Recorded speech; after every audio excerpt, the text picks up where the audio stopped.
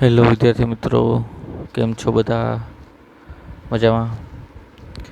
Three D sir physics YouTube ચેનલની અંદર ફરી એકવાર આપણે બધા મળીએ છીએ અને હવે આપણે આ ચેપ્ટરના એક અગત્યના ટોપિકની વાત કરીશું. તો ચલો મિત્રો, હવે ચર્ચા કરીએ આપણે કે ભૌતિક રાશિના માપન માટે ચોકસાઈ અને સચોટતા આપણા માટે કઈ રીતે ઇમ્પોર્ટન્ટ છે. સૌપ્રથમ વ્યાખ્યા દ્વારા સમજીએ કે ચોકસાઈ એટલે શું અને સચોટતા એટલે શું. મિત્રો, ચોકસાઈ એટલે શું? તો કોઈ પણ રાશિનું તમે મૂલ્ય માપતા હોય ત્યારે તેનું મૂલ્ય તેના સાચા મૂલ્યની વધારે કઈ રીતે નજીક મળે છે તેને શું કહેવાય છે? તેની ચોકસાઈ કહેવાય છે. એટલે કે કોઈ રાશિના માપનનું મૂલ્ય તે રાશિના સાચા મૂલ્યની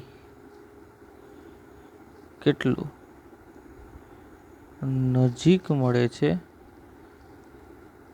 તેને શું કહેવાય? ચોકસાઈ કહેવાય છે. કોઈ રાશિનું મૂલ્ય મેળવો છો તમે, એ મૂળ એટલે કે સાચા મૂલ્યની કેટલું વધારે નજીક મળે છે એમ એની ચોકસાઈ વધારે ગણવામાં આવે છે. એવી જ રીતે સચોટતા એટલે શું? બંનેનો ખ્યાલ લગભગ આપણને એક જ લાગે, પણ બંને રાશિ જે છે એ કેવી છે? અલગ અલગ છે. આની પણ વ્યાખ્યા આપીએ. કોઈ રાશિના અથવા તો રાશિનું માપન કેટલા વિભેદન અથવા તો કેટલી સીમા સુધી કરવામાં આવે તેનું શું કહેવાય છે? સચોટતા કહેવાય છે. મિત્રો, બંને વસ્તુને આપણે ઉદાહરણ દ્વારા સમજીએ તો વધારે ખ્યાલ આવશે. ચલો એક નાનકડું ઉદાહરણ લઉં છું. આપણી પાસે અત્યારે મોડર્ન ઘડિયાળ આવી ગઈ છે. બધા પાસે વ્યવસ્થિત નવી ટકાટક ઘડિયાળ હોય છે. ધારો કે દાદાની ઘડિયાળ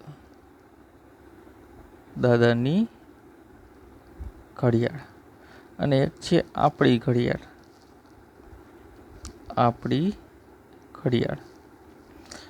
મિત્રો, દાદાની ઘડિયાળ જૂની હોય તો તેમાં કેટલા વાગેલા છે? ધારો કે તેમાં વાગેલા છે 10 ને 13. કેટલા વાગેલા છે? 10 ને 13.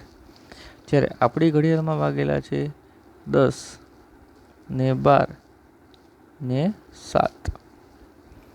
તો મિત્રો, આપણને ખબર છે કે આ કલાક કહેવાય, આ મિનિટ કહેવાય. આ કલાક કહેવાય, આ મિનિટ કહેવાય અને આ શું કહેવાય છે? સેકન્ડ કહેવાય છે.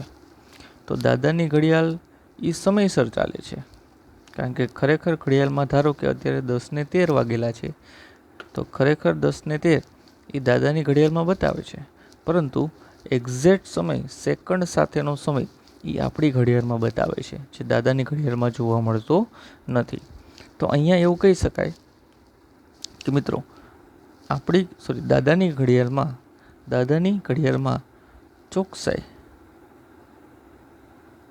ઘડિયાળમાં ચોકસાઈ વધુ છે અને સચોટતા કેવી છે?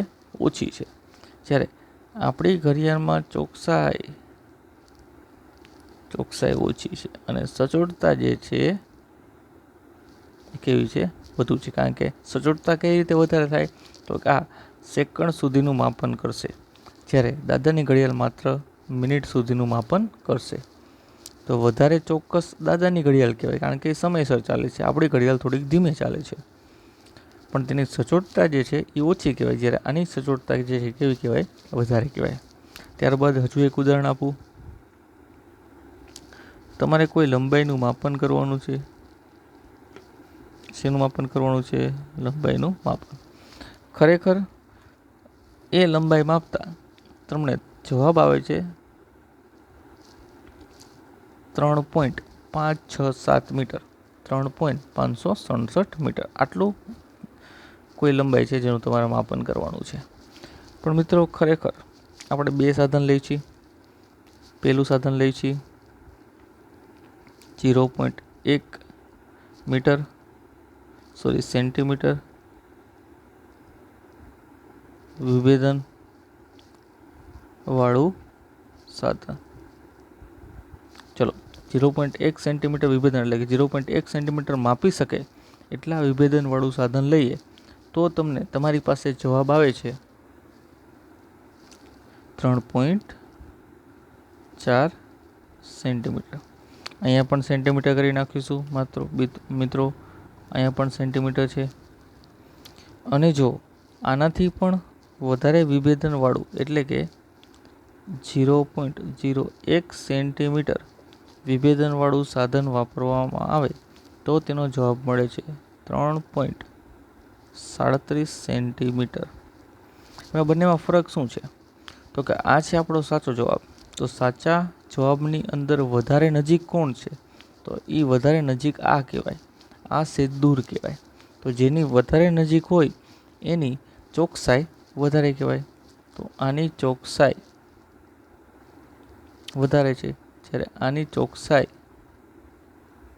કેવી છે? ઓછી છે. પણ સૌથી વધારે ડિટેલમાં ક્યાં કોણ માપી શકે? તો કે વધારે ડિટેલમાં આ માપી શકે. કેમ? તો કે પોઈન્ટ પછીના 2 આંકડા માપે છે, જ્યારે આ પોઈન્ટ પછીના માત્ર એક જ આંકડો માપે છે. આ પોઈન્ટ પછીના 2 આંકડા માપશે. એટલા માટે આ ઓછું સચોટ કહેવાય, આની સચોટતા ઓછી કહેવાય, અને આની સચોટતા કેવી કહેવાય? વધારે કહેવાય. તો આ રીતે મિત્રો તમે ચોકસાઈ અને સચોટતાને સમજી શકો છો. ચલો મિત્રો, તો હવે આપણો અગત્યનો ટોપિક છે ત્રુટિ. ત્રુટિ એટલે કે એરર, મિસ્ટેક પણ કહી શકો. હવે એ અહીંયા આપણને કઈ રીતે ઉપયોગી છે? તો તમે આગળ જતાં ઘણી બધી ભૌતિક રાશિનું માપન તમે પ્રેક્ટિકલી કરશો, એટલે કે પ્રયોગશાળામાં કરશો. લંબાઈ, અંતર, દળ, આ બધું તો સિમ્પલ છે. ત્યારબાદ આગળ ઘણા બધા રાશિના માપન તમારે કરવાના છે. તો એ રાશિના માપન દરમિયાન જે તેનું ખરેખર સાચું મૂલ્ય મળવું જોઈએ એના કરતાં એમાં થોડુંક આગળ મળશે કાં તો થોડુંક મૂલ્ય પાછળ મળશે.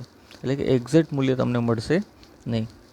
તો જે ફેરફાર દર્શાવે છે એ ફેરફારને શું કહેવામાં આવે છે? ત્રુટિ કહેવામાં આવે છે. શું કહેવામાં આવે છે? ત્રુટિ. ત્રુટિ એટલે કે એરર. તો જે વધારે પડતી મોટા ભાગે કાં તો આપણને માપતા ન આવડતું હોય ત્યારે જોવા મળે, અથવા તો કોઈ સાધનમાં મિસ્ટેક હોય ત્યારે જોવા મળે છે. તો ત્રુટિ એટલે શું? ત્રુટિ એટલે એક પ્રકારની અચોકસાઈ છે, તેનું સાચું મૂલ્ય આપી શકતું નથી. એને શું કહેવાય છે? ત્રુટિ કહેવાય છે. તો વ્યાખ્યા સ્વરૂપમાં જોઈએ ત્રુટિ એટલે શું? કોઈ ભૌતિક રાશિના માપન માટે ઉપયોગમાં લેવાયેલ સાધન દ્વારા મળતી અચોકસાઈને ત્રુટિ કહે છે. સાચા મૂલ્યમાં તમને જો કોઈ અચોકસાઈ જોવા મળે તો એ અચોકસાઈને શું કહેવાય છે? ત્રુટિ કહેવાય છે. શું કહેવાય છે મિત્રો? ત્રુટિ કહેવાય છે. જનરલી ત્રુટિના મુખ્યત્વે 2 પ્રકાર છે. ત્રુટિના પ્રકાર 2 પ્રકારનો તમારે અભ્યાસ કરવાનો છે. એકનું નામ છે વ્યવસ્થિત ત્રુટિ, એટલે કે ડાયડમરી હોય. બીજી છે અવ્યવસ્થિત ત્રુટિ, થોડીક તોફાની ત્રુટિ છે. તો વ્યવસ્થિત અને અવ્યવસ્થિત એટલે શું? તમારું ધારો કે કોઈ મૂલ્ય 5.5 મળ્યું, 5.5 મીટર મળ્યું. તમે કોઈ તારનું માપન લંબાઈ માપો છો તો તારની લંબાઈ 5.5 મીટર મળી છે. બીજો કોઈ વ્યક્તિ માપે તો 5.6 મળે. ત્રીજો કોઈ વ્યક્તિ માપે તો 5.7 મળે. ચોથો કોઈ વ્યક્તિ માપે તો 5.6.5 મળે, 5.65 મળે. એવી રીતે મૂળ મૂલ્ય 5.5 છે, પણ કોઈ એક જ સાઈડ તેમાં ત્રુટિ જોવા મળતી હોય એટલે કન્ટિન્યુઅસલી કાં તો તેનું મૂલ્ય વધારે જ મળે કાં તો પછી કન્ટિન્યુઅસલી તેનું મૂલ્ય કેવું મળે, ઓછું જ મળે. તો એવી ત્રુટીનું શું કહેવાય? વ્યવસ્થિત ત્રુટી કહેવાય. કાં તો એ ધન મળે, કાં તો કેવી મળે? ઋણ મળે. એવીને શું કહેવાય? વ્યવસ્થિત. જ્યારે અવ્યવસ્થિતની અંદર શું હોય છે? તો અવ્યવસ્થિતની અંદર કોઈ એક માપે તો મૂલ્ય વધારે મળે, બીજો કોઈ માપે તો પાછું ઓછું મળે. એવી રીતે આગળ પાછળ બંનેના મૂલ્ય હોય એવી ત્રુટીને શું કહેવાય છે? અવ્યવસ્થિત ત્રુટી કહેવાય છે. જ્યારે આ કોઈ એક જ સાઈડ જોવા મળે છે, કાં તો ધન સાઈડ, કાં તો ઋણ સાઈડ. જેની અંદર આપણે મુખ્યત્વે 3 ત્રુટીનો અભ્યાસ કરવાનો હોય છે. પહેલું હોય છે સાધનની ત્રુટી. સાધનની ત્રુટી એટલે શું મિત્રો? તમે જે એક્સપેરિમેન્ટ માટે સાધન વાપરેલું છે, પ્રયોગ કરવા માટે અથવા તો માપન માટે તમે જે સાધન વાપરો છો, એ સાધનમાં બાય ડિફોલ્ટ કોઈ ભૂલચૂક રહી ગઈ છે. કાં તો તેમાં અંકન સરખું કરેલું નથી, કાં તો તેમાં મટીરિયલ સરખું એડ કરેલું નથી. એવી રીતે સાધનમાં કોઈ મિસ્ટેક હોય અને એના લીધે તમને જો કોઈ માપનમાં ત્રુટી જોવા મળે તો એવી ત્રુટીને શું કહેવાય છે? સાધનની ત્રુટી કહેવાય છે. ત્યારબાદ બીજા નંબરની છે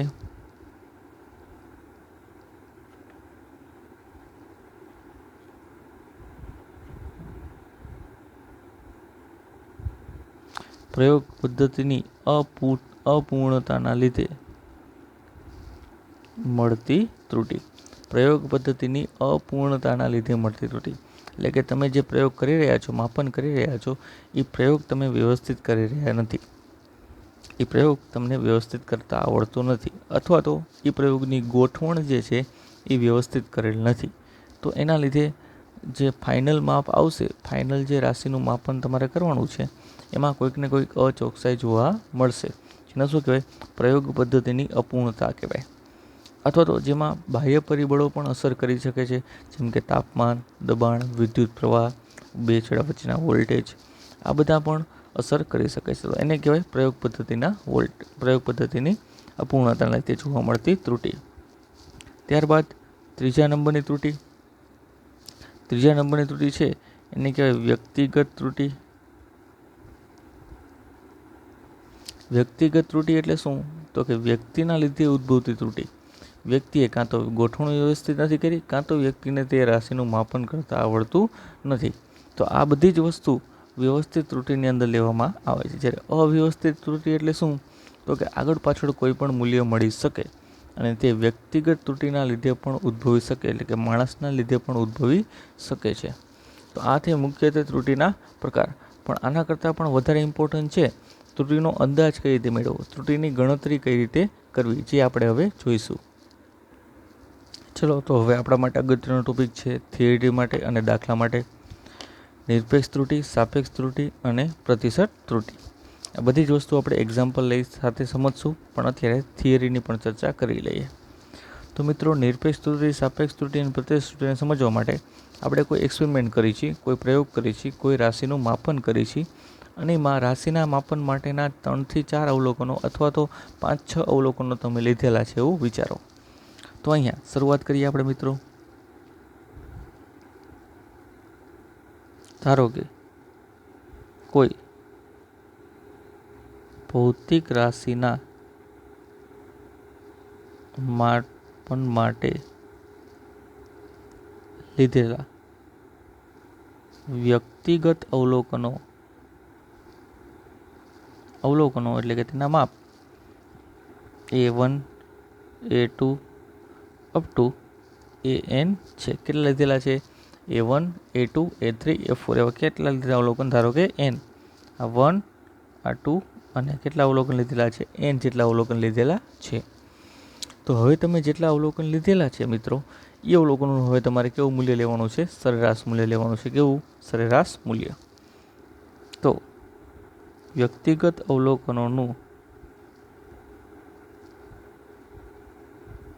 સરેરાશ મૂલ્ય. કેટલા અવલોકનો છે? 1 થી લઈને N સુધીના, જે 4, 5, 6, 7, 10, 15 કોઈ પણ હોઈ શકે. આપણે શું લેવાનું છે? તેનું સરેરાશ મૂલ્ય. એ સરેરાશ મૂલ્યને આપણે દર્શાવીશું A મીન એટલે કે એ સરેરાશ એટલે કે એવરેજ. સરેરાશ લેતા તમને આવડે છે ને મિત્રો? કઈ રીતે લેવાય? તો કે બધાનો સરવાળો A1 વત્તા A2 અપ ટુ AN છેદમાં એ લોકોની સંખ્યા, જેને શેના દર્શાવવામાં આવે છે? n વડે દર્શાવી છે. કેટલી સંખ્યા છે? n. એટલે કેટલા અવલોકનો લીધેલા છે તમે? n. તો આ મેળવ્યું સૌ પ્રથમ આપણને તમારા અવલોકનોનું સરેરાશ મૂલ્ય, જેને તમે હવે ભૌતિક રાશિનું સાચું મૂલ્ય પણ ગણી શકો. ઘણીવાર આપણને એક્સપેરિમેન્ટમાં બનતું હોય, ઘડીક અવલોકન આ આવે, ઘડીક અવલોકન આ આવે, એટલે કે એક્ઝેક્ટ અવલોકન દર વખતે સરખા ન આવતા હોય તો આપણે શું કરીએ? તેનું સરેરાશ લઈ લઈએ અને એનું જે સરેરાશ મૂલ્ય મળે એને આપણે શું કહી દઈએ? તેનું સાચું મૂલ્ય કહી દઈશું. તો આ જ વસ્તુ કરેલ છે. પ્રત્યેક અવલોકનનું સરેરાશ લીધેલું છે અને પ્રત્યેક અવલોકનના સરેરાશને આપણે શું કહી દીધું છે? એનું સાચું મૂલ્ય કહી દીધું છે. ચલો અહીં સુધારી નાખશું, ભૌતિકનું નહીં પણ ભૌતિક રાશિનું સાચું મૂલ્ય. ત્યારબાદ આપણે હવે ચર્ચા કરવી છે સૌ પહેલું પદ, પ્રથમ પદ નિરપેક્ષ ત્રુટિ. બાળકો પહેલું પદ છે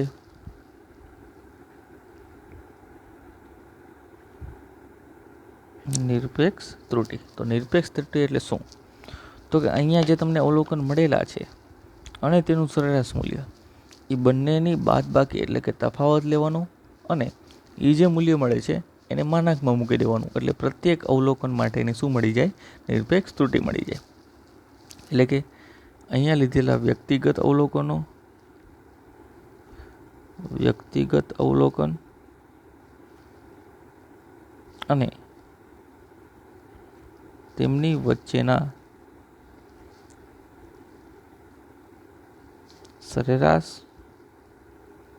મૂલ્યના તફાવતના માન એટલે કે માનને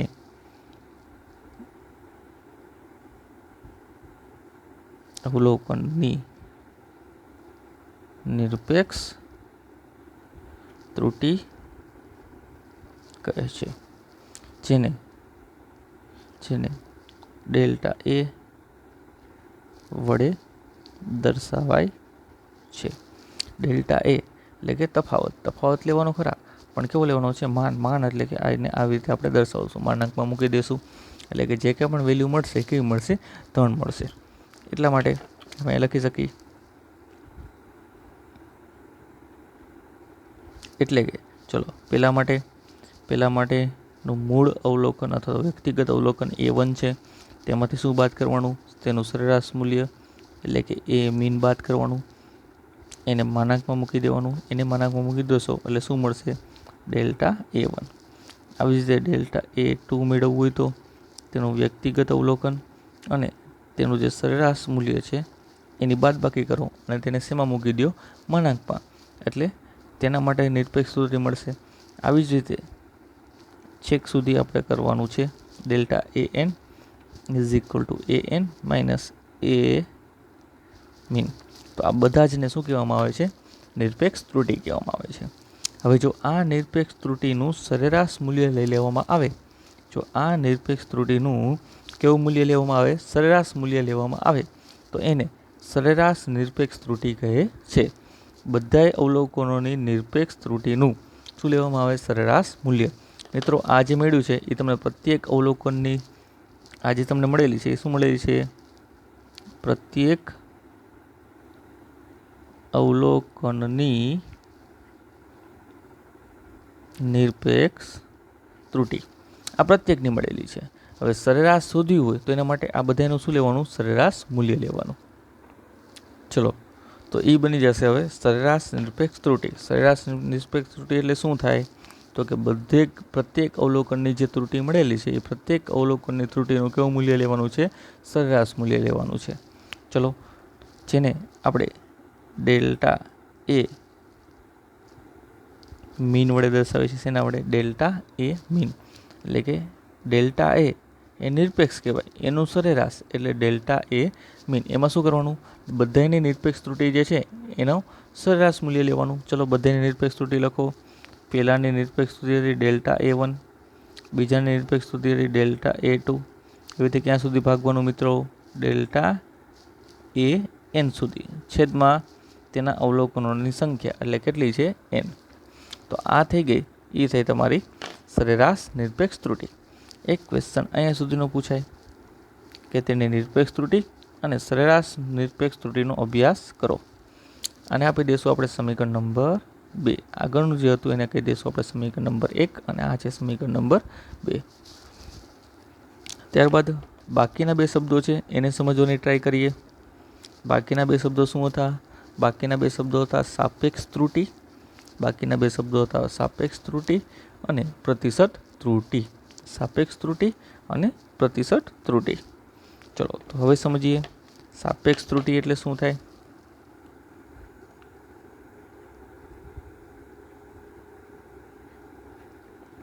તો બાળકો સાપેક્ષ ત્રુટિ એટલે કે તમને અહીંયા ડેલ્ટા એ મીન મળ્યું, અહીંયા ડેલ્ટા એ મીન મળ્યું અને આગળ તમને ખાલી એ મીન પણ મળેલું હતું. એટલે કે આ સરેરાશ નિરપેક્ષ ત્રુટિ છે અને આગળ એ રાશિનું કેવું મૂલ્ય મળ્યું? સાચું મૂલ્ય મળ્યું છે. તો એ બેનો જ્યારે ગુણોત્તર લેવામાં આવે છે ત્યારે એ બંનેના ગુણોત્તરને શું કહેવાય છે? સાપેક્ષ ત્રુટિ કહેવામાં આવે છે. એટલે કોનો ગુણોત્તર?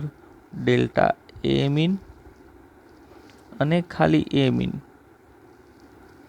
ડેલ્ટા એ સરેરાશ છેદમાં એ સરેરાશ આ બેનું ગુણોત્તર લેવામાં આવે છે ત્યારે એને શું કહેવામાં આવે છે? સાપેક્ષ ત્રુટિ કહેવામાં આવે છે. શેના વડે? સાપેક્ષ ત્રુટિ. તેને હાલમાં આપણે કોઈ પણ પ્રકારની સંજ્ઞા આપતા નથી. કોનો ગુણોત્તર છે લખવું હોય લખી શકો. કોનો ગુણોત્તર છે? એ છે સરેરાશ નિરપેક્ષ ત્રુટિ અને રાશિનું સાચું મૂલ્ય. એને શું કહેવાય છે? સાપેક્ષ ત્રુટિ કહેવાય છે મિત્રો. આને જો 100 વડે ગુણી દેવામાં આવે એટલે કે ટકામાં ફેરવવા માટે આપણે કેટલા વડે ગુણીએ છીએ? પર્સન્ટેજમાં ફેરવવા માટે 100 વડે. તો એને કહેવાય છે પ્રતિશત ત્રુટિ. શું કહેવાય છે? પ્રતિશત ત્રુટિ. એટલે કે આ જ વસ્તુ સાપેક્ષ ત્રુટિ જે હતી તે ડેલ્ટા એ મીન છેદમાં એ મીન એને શેના વડે ગુણી દેવામાં આવે? 100 વડે. જ્યારે આને 100 વડે ગુણી દો તો શેમાં કન્વર્ટ થઈ જાય? ટકામાં કન્વર્ટ થઈ જશે, એટલે કે પર્સન્ટેજમાં કન્વર્ટ થઈ જશે. તો મિત્રો આ થઈ કઈ રીતે ત્રુટિ મેળવી શકાય, ત્રુટિનો અંદાજ કેવી રીતે કાઢી શકાય એની વાત, જેની આપણે વધારે મજબૂતાઈ સાથે સમજશું ઉદાહરણ દ્વારા કે કઈ રીતે આ બધી વેલ્યુ તમે કન્સિડર કરી શકો. તો એના પહેલાં આખી થિયરી તમારે જોવી. અને બીજી એક વસ્તુ ખાસ અહીંયા લખી દઉં છું આ સમીકરણ ઉપરથી કે હવે તમને અહીંયા કોઈ પણ રાશિનું માપ